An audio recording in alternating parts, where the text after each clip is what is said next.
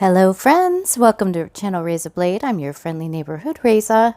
Today's tutorial is a look that I'm calling, gosh, it's not super creative, Easter egg portrait pond mani. And I think it's a pretty big showstopper even if you only do the full egg treatment on an accent nail.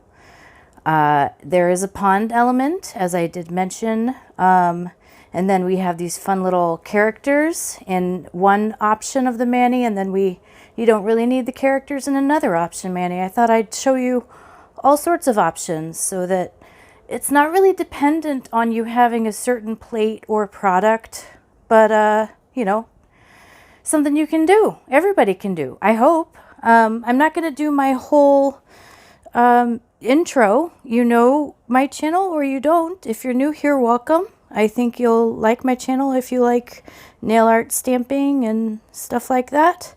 Maybe the learning of a little extra thing along the way, I guess. If I drop some of the things that come into my head, which I do sometimes. Anyway, but please do, if you like this look or tutorial, please give me a thumbs up. I live for your comments, and do subscribe to my channel. I'm coming up on 1,500. I'm having a giveaway. It's a really good one. I'm very excited. And make sure you have the notifications on because I am going to be releasing a bunch of stuff soon here, hopefully. Anyway, so let me tell you about the kind of things that you're going to need for this tutorial to do it yourself. All you're going to need is a chevron stamping plate. So let me show you what I mean by that, if that's not a word that you're super familiar with. As far as chevrons go, we've got a few different options here today. This is a Bundle Monster, aka Maniology plate. That's how long I've had this plate. It's the old brand name. So this is a chevron, or actually, well, but whatever. I mean, this is technically more of a chevron, but I'm not going to be, whatever. Let's just call it a chevron today, or a zigzag, or whatever you want to do it. I'm calling it a cracked egg because, as you can probably deduce, that's the look that we're going to use this stamping image for. So this is a bundle, I just said that. Born Pretty plate. This is L006. It is an older Born Pretty plate, but I think it's still out there on eBay and AliExpress. It's a really useful plate. This is the stamping image that we'll be using today. And then here's another option. This one is, I bought this on AliExpress. They take forever shipping, but they're cheap and they're worth it, and I love them. DRDS L007. There are a number of different kinds of chevrons here. Widths of the zigzag. Oh, I won't use chevron here. This is a zigzag. Anyway, but that's the sort of stamping image you're going to need. The other stamping image that you will need for the pond aspect of the mani. Now, you can feel free to do the zigzag on your own and go fly with that. You still have the portrait egg effect on the top and the bottom. But I'm going to show you how to do things a little bit fancier today. So I'm going to put these aside. We're going to be doing some reverse stamping if you want to do the characters. These characters here, the first ones are from Uberchic's Spring Kawaii layering plate. That will be in, all the info for these products will be in the description field as usual, links and things. These two are Maniology characters from the Vic's Nails collab plate. And these little flowers in the background are from, I want to show you, this really cool Nami Hawaii plate. It's these little flowers for the Keep Growing image. This is a really awesome plate, M271.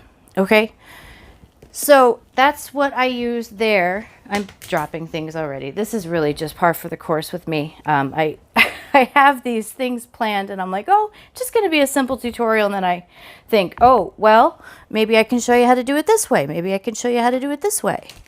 So what I did as far as the background images go on these Uberchic ones is I looked through the Uberchic collection plates. Now, if you're not familiar with Uberchic collections, they'll release these collections and they'll sell them in 3 plate sets. So this is number 12. And what did I use here? Oh, here we go. And I used this image here. So I'm going to use this image just to avoid complicating things.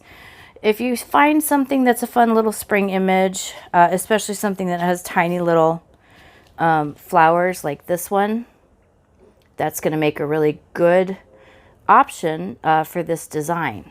So just play with your plate, see what you've got, and use what you have. That is my goal, to let you use what you have instead of buying new things. If you have this Beauty Big Bang plate, Flowers 10, this is a really good image for that. Anyway, so those are, I think, the things that I am using. I'm going to put a bunch of stuff on the floor because, anyway, so I went ahead and pre-stamped some of these chevrons so that I wouldn't have to play with that a lot. And I pre-stamped this flower image so I wouldn't have to play with that. Obviously, the first thing you're going to want to do when it comes to the jelly polish that you're using, I'm going to show you. I have these cheap LA Colors Color Mania jelly polishes that I got. They're new at Walmart. I don't know where else they might be, but they're $2 or $3. They've got a really fun iridescence to them, and they are sheer, which is what you're after in a pond mani. I have these from LynB Designs. I do not think they are available anymore, but they are really cute. There's a little bit of sparkle to them. They are neon and they are jelly. Another option is if you have any of the Sinful Color sheer mats. They released a neon one of those, collection of that. That is a really neat collection, and it also is at Walmart. Another option that you might have seen me do up here is I used a speckled egg look. This is a fairly old nail hoot spring polish, Easter themed, and it's got the speckles. Now they do sell, I can't tell you where or who, but they do sell those top coats that are just the little black speckles that you can get for that egg effect. So you choose what I do with the chevron. You can cover it up with white, or you can cover it up with one of these little guys. Okay, so I'm gonna take one of these. I don't even know why I have 2 sets. I think I was going to show you the plain one as well as the character one, but I think if I show you the character one, it will be pretty easy for you to figure out the plain one. Okay, so we have 1 coat of the sheer polish already on there. Sorry if I'm letting things get it away from me already. For this particular one, I actually used Maniology's Garden Gnome. Oh, that's funny. Gnomes are really popular right now, thank heaven. Gnomes are having their day. I know a lot of people are kind of sick of the gnomes, but I mean, we've been doing unicorns and mermaids for gosh knows how long, and I am really... Now, the thing I don't like about these is it's really easy to get it a little bit too opaque on your first try. It tends to collect a lot of polish at the bottom, and I did forget to wipe it off. So anyway, I didn't top coat that, but it doesn't look like it smeared. So we've got that peeking through, okay? I'm gonna do a super cheapo, we're not gonna put our nice quick dry top coat on between these layers, but if you're afraid something's gonna smear, I get this LA Colors quick dry top coat. It is not a great top coat, but it is good for kind of putting things between layers so that you can keep nail arting without worrying about ruining your nail art. But it is one of those where you're gonna have to wipe it off because it's not a really great top coat. That's a theme with LA Colors, but I don't mind it. I keep buying their top coat for various purposes. All right, so there's that. And now I'm going to wish that I had already done another one with another spring image. So let me see. Let's go ahead and use this. We're going to take a white because these whites work really well with the Pond Mani. It'll show through really nice. You don't want to use like a medium toned polish because it'll just kind of blend right in under that green.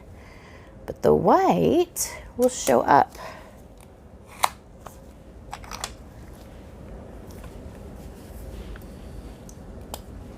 Alrighty, so there's that.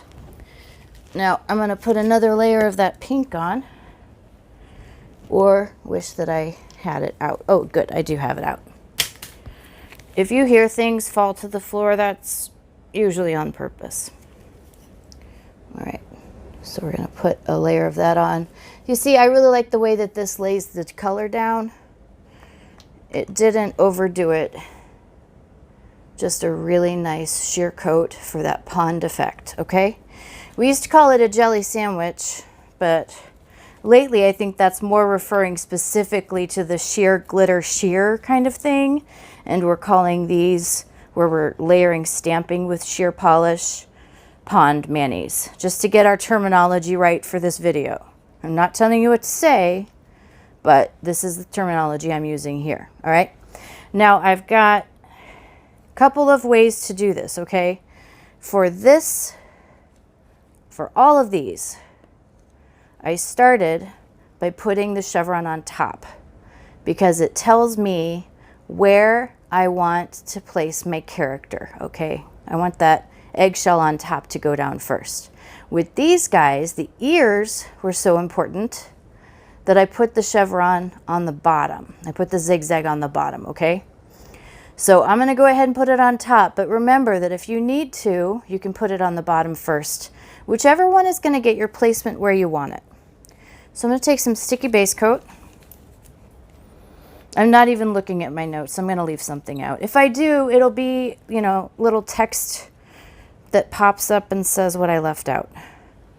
Actually, I'm going to go ahead and move to the next page of notes just in case there's something I want to cover. Well, also color, because, you know, we've got nail polish. So here I go with my sticky base coat. I really didn't put much on, so I don't have to wait very long. This is also a time when you're going to learn from my mistakes, because I'm going to show you something that happened with my first set, the mistake that I didn't make with my second. All right. So there's that. It's down, it's set, everything's nice. Now at this point you can use your decal cutter to get rid of anything extra if you put some clear coat on top, which I had already because I was doing some prep. This is where you learn from my mistakes. I'm going to show you what I did wrong, and then I'm going to show you what I can do that will improve things. So you'll see the texture's a little bit off here. The reason I put a sparkle coat on top is because the texture was so awful, but then I liked it so much, even when I corrected my mistake, I still put the sparkle coat on. That's up to you, whether you want to do it or not.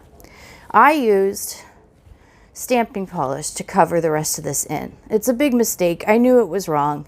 It didn't dry right. It just wasn't. I don't like to use stamping polish as a regular nail polish. So here's what I do. So I'm going to take a regular old white. This is LA Colors white. It's a perfectly serviceable white for my nails, fake or natural. And then you're just going to use the zigzag lines. You're going to go one direction. I should have cut off the thingy. I lied to myself about the fact that that thing was going to stay down for me. All right. I didn't pick up enough polish on my brush. You're just going to go that one direction. You see, when I do things for the camera, it doesn't work out well. These went down perfectly fine. This whole set took me like 30 minutes. All right, I'm just going to grab my cleanup brush and get everything taken care of. I didn't want to fuss with that. But I might as well show you, as I say, all my warts and whiskers. So I'm going to put this down. I use acetone sometimes to sort of glue dried clear coat in place. And when you're using your cleanup brush, don't forget to rinse it off in a shot glass of water or something like that, so the acetone doesn't, I just dropped my brush, doesn't passively eat your brush bristles. All right, so I'm going to do this again. This time I'm going to make sure to wrap the tip first.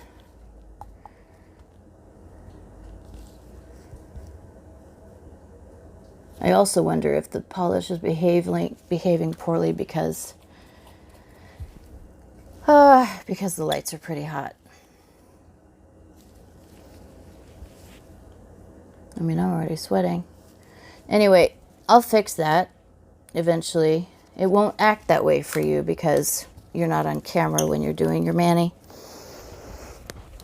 I don't know if you can see, but it really does look pretty cute when you do it right. I'm going to set this one aside and let it dry. And I'm going to show you the same thing with the speckled stuff. And I'm not going to use this because I learned my lesson about using too much stamping polish. And I'm going to go ahead and pick up a fresh image so you can see me stamp. If you're new to stamping, you can see how I kind of get it done. I'm just using Maniology's BM White today. Really all I need is one of these guys. A little dab will do ya. So I'm going to take my, I've had my tape up all day, so of course Gozer's fuzz is all over it. Okay. That's just Murphy's Law. Anything that can go wrong, it will.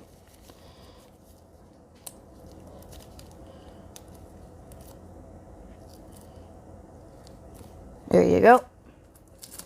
Now we're going to add a little bit of reverse. Nope. We're going to add a little bit of clingy. That's what this particular sticky base coat is called. I'm going to put this down here.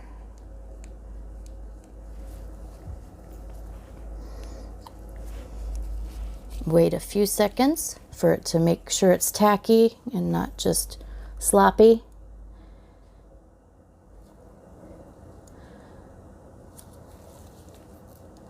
And I'm going to use the speckled green, even though the greens aren't very matchy-matchy. First I'm going to wrap the tip, and then I'm just going to use that one direction. Now with the white versus the green, you're going to need to go over this with a detail brush. And do make sure that you monitor the drip status of your wand, because that's something that'll really screw up your nail art if you are doing something fussy, is you'll be painting little things with your wand,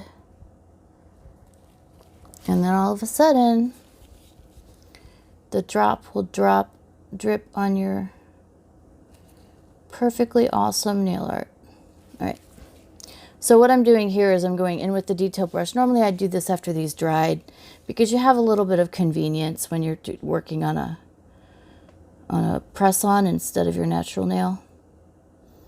You can do things when you feel like it instead of when you have a moment that you don't have to use your hands.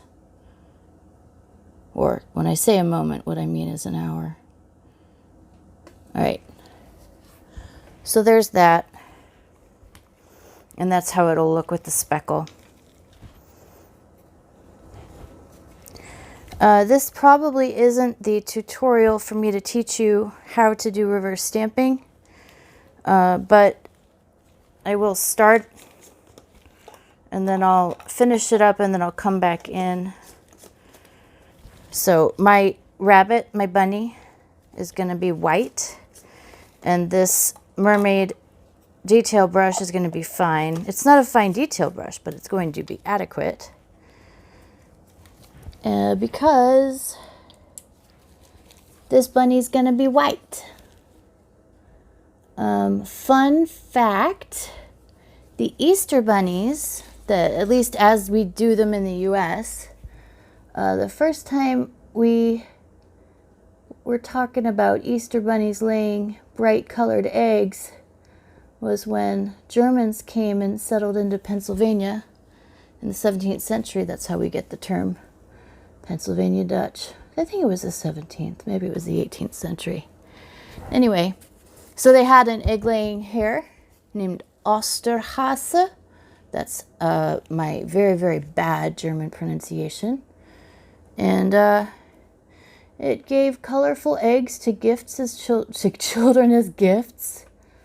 And the legend or tradition developed from there, as folk traditions do, eventually expanding to where we have Easter egg hunts and we get Easter egg baskets full of treats on Easter morning.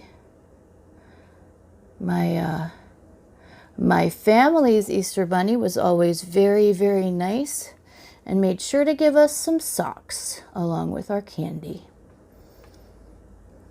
If you grew up getting an Easter basket, I would love to know if there were any interesting things that you got that were maybe not so traditional. Let me know in the comments. And here I was totally lying when I told you I wasn't going to do reverse stamping for you. We just did the Easter bunny. So I am going to let that dry and then coat it with my fancy reverse stamping magic clear nail protector by Wet n Wild. My local Walgreens have all stopped carrying this. I would be interested to know if you yourself have found that your local outlet has stopped carrying it. I haven't found one at a Dollar Tree in like 8 months either, so I just ordered some off eBay. All right, I will be right back to get the rest of this going and finish it up for you. 2 hours later.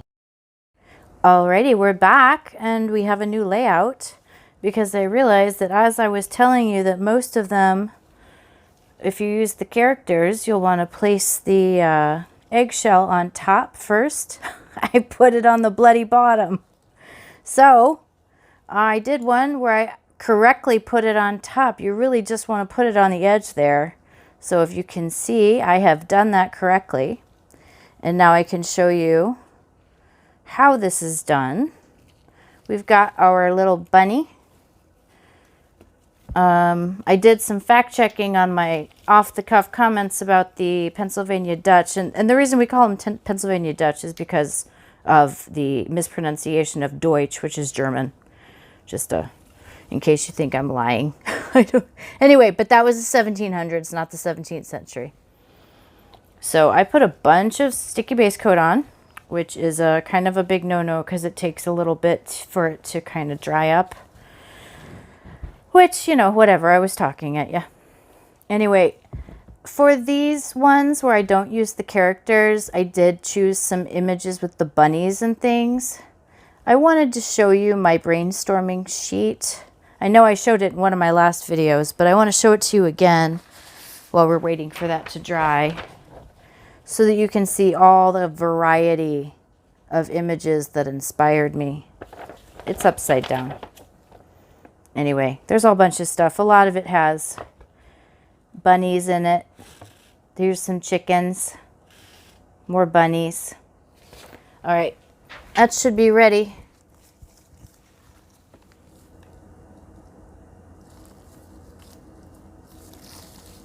He's ready. Look at him. He's so cute.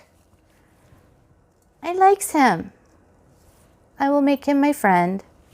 All right, so this is the part where I do put a little bit of more, what's the word? Put a little bit more top coat on just to sort of glue him in place for good. I'm just melting the clear little fringe that is sometimes left behind when you reverse stamp. I melt it with just a little bit of acetone in my cleanup brush, okay? So now what I'm gonna do is put this super cheapo top coat on.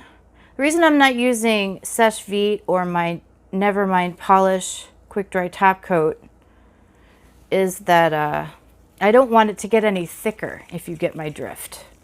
This part is really just to make sure that that reverse stamp is totally glued to my nail and everything is copacetic.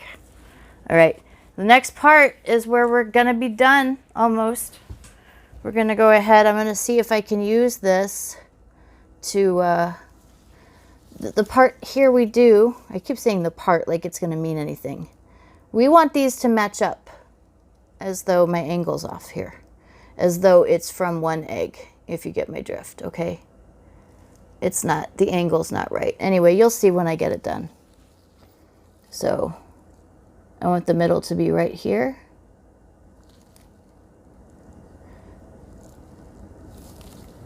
And that top coat, to explain, that top coat was still just tacky enough that it allowed my zigzag to stick down. All right, now I'm going to take my white polish. I wish I had a better white polish. The LA Colors isn't amazing, and apparently I've added something to it, or it's just been in hot lights all day, because the texture is not how it was about 12 hours ago. We're still going to wrap the nail, wrap the tip, I mean.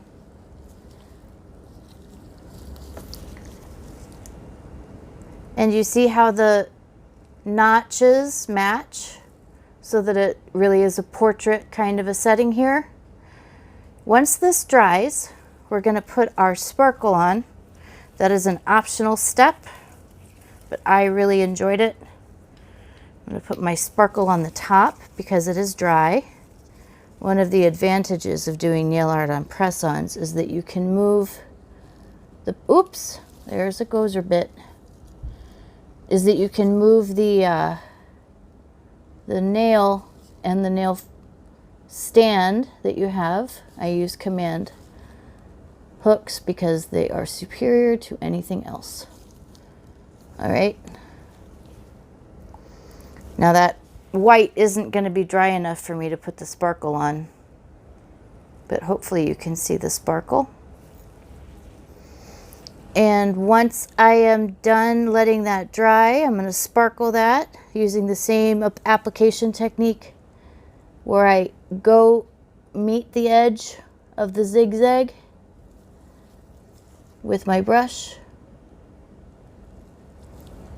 Again, I did know that this isn't going to be dry yet, but I wanted to finish the look up for you. I hope you like these guys. I know that the tutorial wasn't perfect. I never am perfect. And I promised you for the whole 3 or 4 years my channel's been active that I will not present to you an image of perfection. I make mistakes and we learn from those mistakes. But I really do like this effect with the pond in the background of the spring or Easter images.